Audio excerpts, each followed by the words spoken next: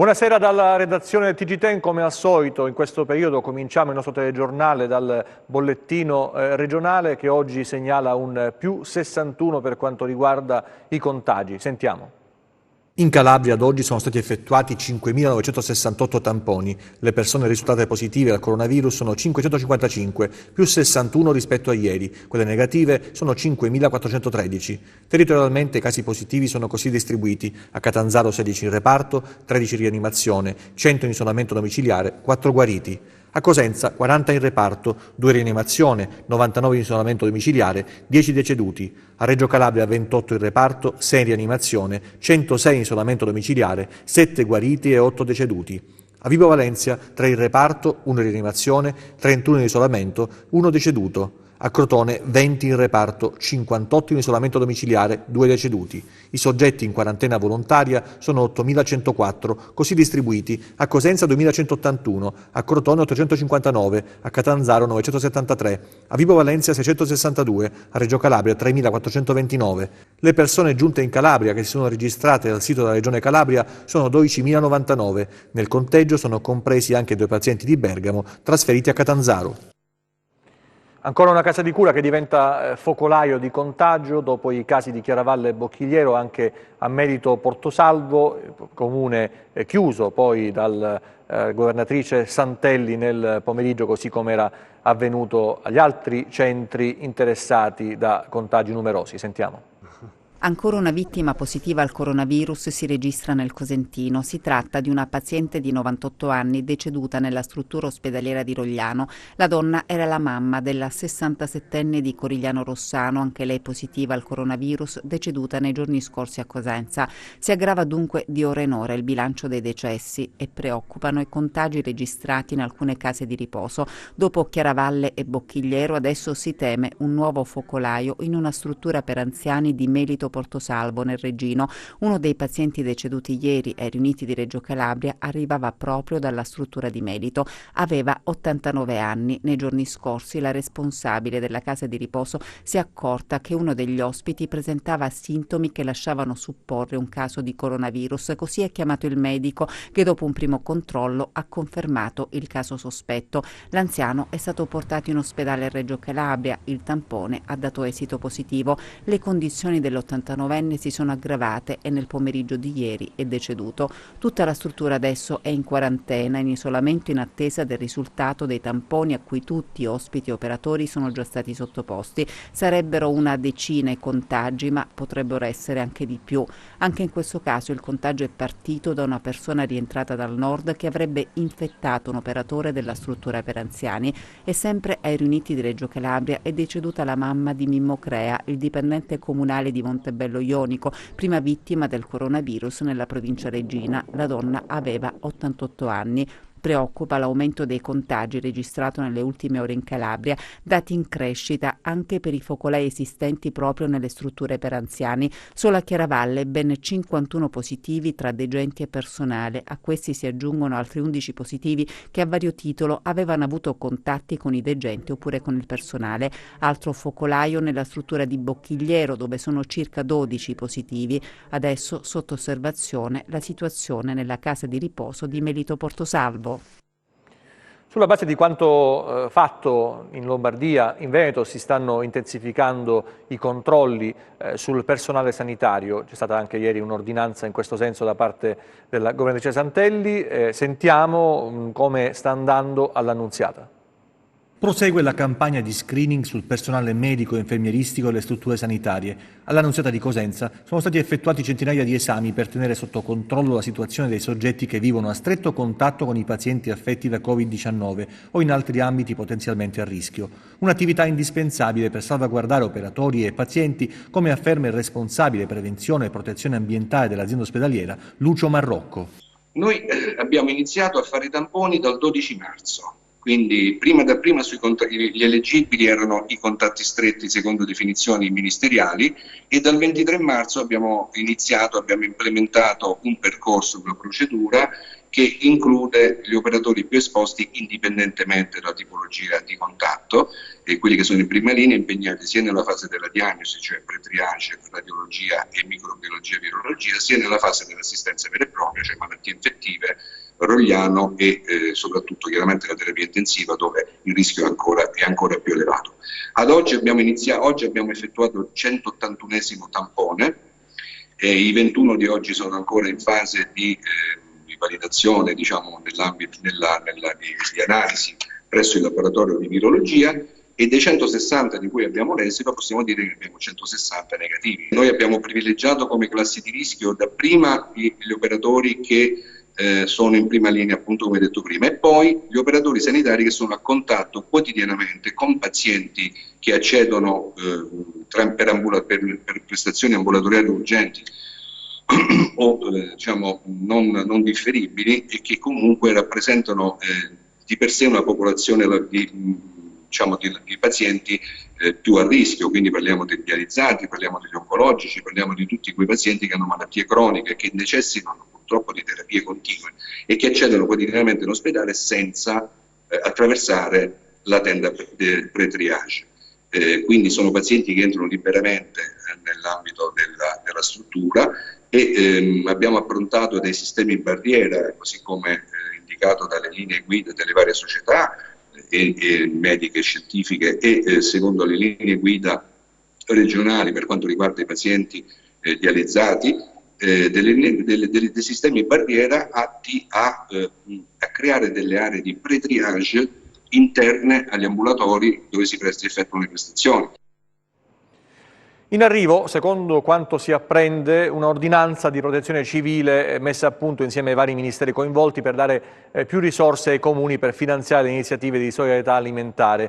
Proprio oggi il Banco Alimentare ha spiegato che si sta registrando un forte aumento delle richieste a causa dell'emergenza coronavirus, ed era, come dire, c'era da attenderselo, una situazione che in 15 giorni ha esteso la platea di persone che hanno necessità di aiuto. Si muovono per il momento le associazioni, si muovono gli enti pubblici, si coordinano per dare aiuto a tutte queste persone, famiglie, coppie, persone anziane che hanno enormi difficoltà, che già vivono in situazioni di disagio, magari vengono accentuate, o persone che sono sprofondate adesso nel bisogno, e naturalmente continuerà questa situazione e avranno sempre più bisogno. Sentiamo il sindaco di Cosenza come si sta organizzando a Cosenza questo aiuto.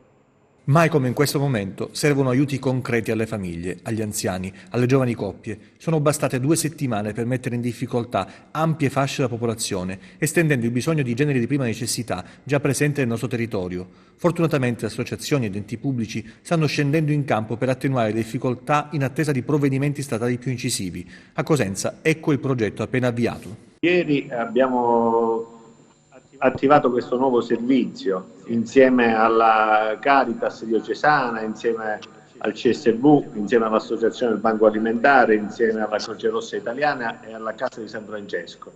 Per cui ad un numero che è un po' questa porta che abbiamo attivato, che è lo 0984, vorrei diffonderlo, 81 37 33, rispondono i nostri operatori per le persone che sono svantaggiate gratuitamente, alle famiglie, alle persone che vivono anche da sole, viene portata la spesa, anche il pasto caldo. Quindi ci sono già diverse famiglie che sono segnalate, il Comune ha dato un contributo a questa iniziativa, viene coordinato dall'assessore, per quanto riguarda il Comune, dall'assessore Alessandra De Rosa, e quindi questo è uno dei servizi di supporto. Tutto gratuitamente? Tutto gratuitamente, sì. E nella settimana prossima attiveremo anche un numero di cellulare che sarà poi disponibile H24. Intanto questo numero può essere utilizzato ogni giorno dalle 9 alle 12 e anche il giovedì pomeriggio. Quindi da lunedì poi ci sarà anche il numero di cellulare. Intanto queste associazioni, che sono tutte iscritte alle associazioni, all'albo regionale di quelle che sono abilitate per la protezione civile, stanno collaborando con il Comune, quindi poiché c'erano tantissime già segnalazioni, noi avevamo già aperto il numero per dare un po' questa assistenza alle fasce più deboli, adesso abbiamo messo in rete insomma questo sistema con un contributo anche comunale che poi magari, se ci sarà necessità, estenderemo anche per il mese successivo. E quante sono al momento le famiglie che... Guarda, qualche centinaia di famiglie ne abbiamo segnalate diciamo alla Caritas, dal banco alimentare, stanno chiamando, quindi abbiamo già 180 famiglie da un lato, 190 dall'altro, quindi sono già un numero abbastanza consistente. Adesso torniamo a Bocchigliero, un'ordinanza ha chiuso la casa protetta per anziani Santa Maria e verranno estesi i controlli, i tamponi anche alla Giunta e al Sindaco che noi abbiamo sentito. Purtroppo ieri è stata una giornata funesta. L'ASP mi ha comunicato a metà mattinata della presenza di altri 13 casi positivi all'interno del nostro comune. I 13 casi sono tutti riconducibili purtroppo agli ospiti, agli anziani che risiedono nella nostra struttura sanitaria, la casa di riposo Santa Maria. Quindi il numero dei positivi è aumentato in modo esponenziale per un totale di 22 casi positivi. A questo si aggiunge il numero purtroppo delle persone messe in quarantena, che sono all'incirca 45, che sono tutti quei contatti familiari, quindi contatti indiretti e familiari delle persone che purtroppo sono risultate positive. Mi riferisco ai 5 dipendenti della stessa struttura. Quindi siamo in piena emergenza, viviamo una situazione veramente drammatica, c'è questo senso di paura e di dispersione all'interno della popolazione. L'ASP, la Prefettura, la Protezione Civile, la Croce Rossa sono tutte allertate e stiamo cercando insieme, in coordinamento, di attuare tutte quelle procedure necessarie per cercare di contenere il più possibile l'espansione di questo purtroppo maledetto virus. Per quanto riguarda i tamponi, contattata l'ASP, il dottore Rizzo, il dottore Marino, il dirigente dell'unità operativa dell'igiene e salute dell'ASP di Cosenza, il sindaco, un po' l'amministrazione tutta, ha inteso procedere a una serie di tamponi partendo dai familiari vicini ai casi positivi, per poi estendere tutto, e con una richiesta ufficiale estendere il tutto anche alla popolazione. Noi siamo una piccola comunità di 600-700 persone in questo periodo d'inverno ed è giusto che venga il più possibile salvaguardata l'intera popolazione, perché altrimenti rischieremmo veramente di andare in difficoltà. In questa situazione di difficoltà ben vengano suggerimenti, idee, proposte per migliorare, per rallentare la curva del contagio in Calabria. Da San Lucido, ad esempio, arriva una idea, una proposta, quella di tutelare le famiglie di chi risulta positivo, separando appunto la presenza delle persone che risultano positive dai propri nuclei familiari, utilizzando delle strutture diverse. Arriva da uno dei comuni chiusi con ordinanza della governatrice Santelli, una proposta finalizzata a limitare il contagio nelle zone dove si è propagato con maggior velocità e pericolosità il coronavirus. Da San Lucido si chiede di valutare la possibilità di separare dai nuclei familiari i soggetti risultati positivi che non necessitano di cure specifiche. Su San Lucido ci sono una serie di proposte da parte di tantissime associazioni e comunque iniziative di cittadini. Noi tra le tante proposte chiediamo alla Regione, quindi alla Presidente Santelli, di poter attuare delle misure un po' più incisive per la condizione appunto di San Lucido che ad oggi ha 23 casi di positività, e quindi tutelare un attimino quelle che sono le famiglie di queste persone risultate positive al Covid-19, in maniera tale da limitare l'espansione nelle stesse famiglie, perché ad oggi diciamo tutti i risultati positivi sono comunque collegabili alle famiglie dei primi risultati appunto infetti da questo virus. Quindi la nostra richiesta è quella di poter attrezzare ad esempio una struttura come l'OMPI, ex OMPI, per ospitare magari le persone non infette, ma quelle che diciamo fanno parte dei nuclei familiari ma che sono ancora negativi al virus, per evitare appunto questa espansione, perché comunque San Lucido sta rispondendo bene. Sembrerebbe che il virus non sia uscito dai nuclei familiari e quindi comunque le persone, la comunità sta rispondendo bene rispettando le regole, e questo secondo noi è un fattore importante. Ecco, avete sentito prima dell'intensificazione dei controlli sul personale sanitario. C'è un'altra fetta della popolazione che rischia un po' di più ogni giorno, sono le forze dell'ordine. Oggi la notizia di alcuni carabinieri in servizio a Rogliano che sono risultati positivi, e allora nasce l'esigenza di tutelare anche queste categorie, tutelare anche gli utenti che poi vengono a contatto con questi soggetti. E allora sentiamo una richiesta da parte di un sindacato di polizia. Il sindacato di polizia UPL Sicurezza ha chiesto al governatore della regione Calabria l'utilizzo dei laboratori privati per effettuare i tamponi a tappeto per tutti gli operatori delle forze dell'ordine. Questo sostanzialmente per due motivi. In primo luogo perché dopo i sanitari, i veri eroi di questa battaglia, poliziotti, carabinieri, finanzieri sono i soggetti più esposti a contrarre l'infezione, perché sono costretti quotidianamente a interfacciarsi con decine e decine di persone. In secondo luogo perché, qualora positivi ma asintomatici, potrebbero essi stessi diventare uno straordinario veicolo di contagio per quegli stessi cittadini che sono chiamati a proteggere. Per quanto a nostra conoscenza, il problema dei tamponi non è legato tanto all'approvvigionamento dei kit, quanto ai tempi necessari per l'effettuazione degli esami in laboratorio. Siamo a conoscenza che in Calabria esistono laboratori privati specializzati in grado di effettuare questi esami. Quindi abbiamo chiesto di aprire a questa possibilità per cercare di effettuare i tamponi a tappeto per tutti gli operatori delle forze dell'ordine, non solo per la loro salute e quella dei loro cari, ma anche paradossalmente a tutela di tutti i cittadini con cui essi si interfacciano quotidianamente. E adesso la cronaca, che in questi giorni è intrisa anche di vicende legate al coronavirus. Andiamo al porto di Gioia Tauro, dove l'Agenzia Dogane e Monopoli e la Guardia di Finanza hanno sequestrato 19 tonnellate di materiale sanitario.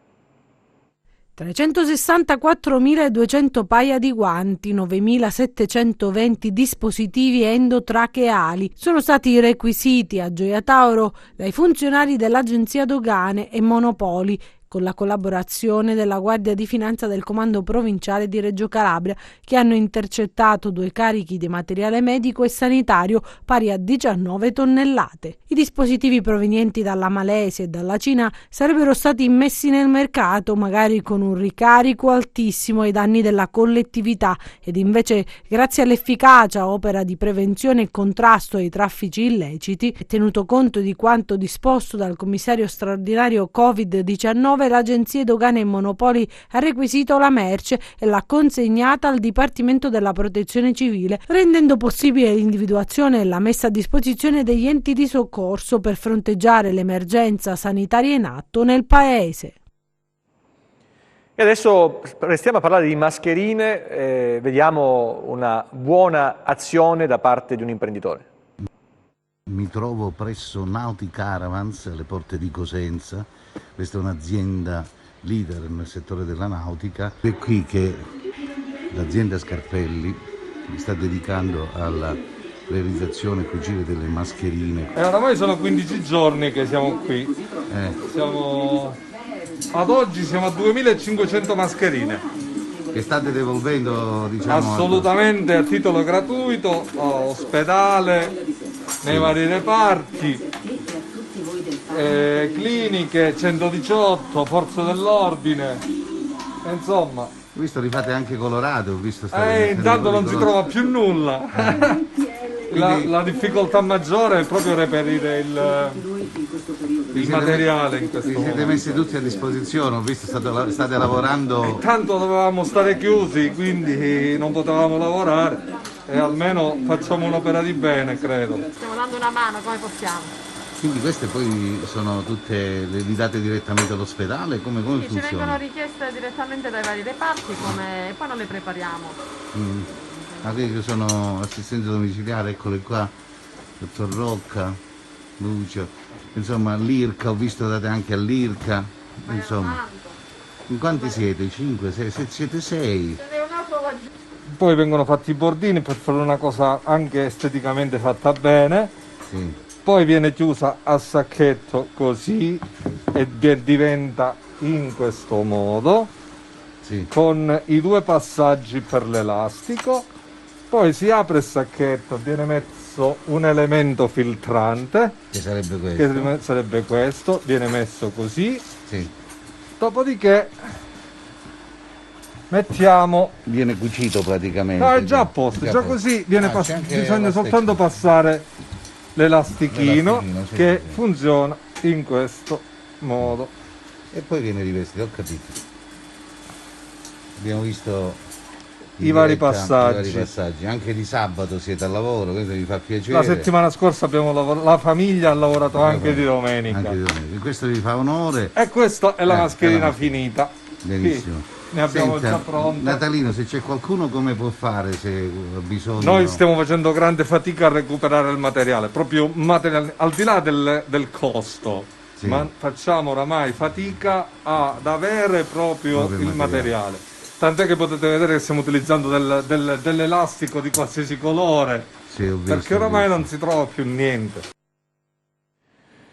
Appunto si moltiplicano queste iniziative, ma ce ne sono anche altre a favore ad esempio delle strutture sanitarie. Ce n'è una che vi segnalo per domani alle 19, domenica 29 marzo, una pianista, Ingrid Carbone, pianista calabrese, terrà un concerto in diretta social lanciando la campagna per incentivare donazioni solidali in favore dell'ospedale San Francesco di Paola. Quindi domenica 29 marzo, domani alle 19, pagina Facebook di Ingrid Carbone, un concerto e da lì si potrà scoprire come incentivare le donazioni solidali per l'ospedale San Francesco di Paola. Adesso le previsioni del tempo per le prossime ore.